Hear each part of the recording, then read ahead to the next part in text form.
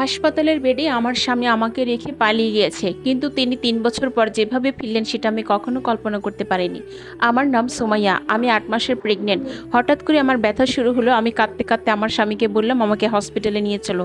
তিনি আমাকে হসপিটালে রেখে বললেন তুমি থাকো, আমি আসছি। কিন্তু তিনি তারপরে আর কখনো ফিরে আসেনি। তার ফোন বন্ধ, বাড়ি লক। আমি সম্পূর্ণ একা। সেদিন রাতে আমি একটা ছেলে সন্তানের জন্ম দিলাম। আমার পাশে কেউ ছিল না, শুধু ছিল আমার আল্লাহ এবং আমার চোখের পানি। তারপর টানা ৩ বছর আমি ছেলেকে আমার এক হাতে মানুষ করেছি, অনেক কষ্ট, অপমানে এবং মানুষের কথা শুনে। তারপর একদিন হঠাৎ আমার দরজায় নক। আমি দরজাটি খুললাম, দেখি আমার সেই স্বামী, কিন্তু তিনি আর আগের মতো নেই। তিনি হুইল চেয়ারে বসা, তার চোখে পানি। তিনি কাঁদতে কাঁদতে বললেন আমি হারাইনি, সেদিন আমি অ্যাক্সিডেন্ট করেছিলাম, আমার স্মৃতি হারিয়ে ফেলেছি।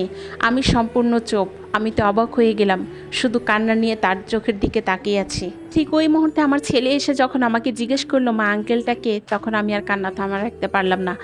আমার ছেলে তো তার বাবাকে তো কখনো দেখেনি, আঙ্কেল বলাটা স্বাভাবিক, কারণ সে জানে তার বাবা নেই, তার বাবা অন্যতরে হারিয়ে গিয়েছে বা তাকে এরকম কিছু একটা বুঝতেই বড় করা হয়েছে।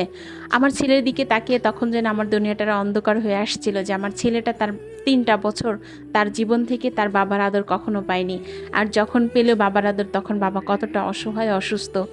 যাই হোক, যে মানুষটাকে আমি জীবনে সবচাইতে বেশি বড় বিশ্বাসঘাতকতা মনে করতাম, সেই মানুষটা জীবনের কত বড় লড়াই লড়েছে একাই। সবার জন্য শুভকামনা রইল। সবাই ভালো থাকবেন। গল্পটি যদি ভালো লেগে থাকে লাইক কমেন্ট করে পেজের সাথে থাকবেন। আল্লাহ।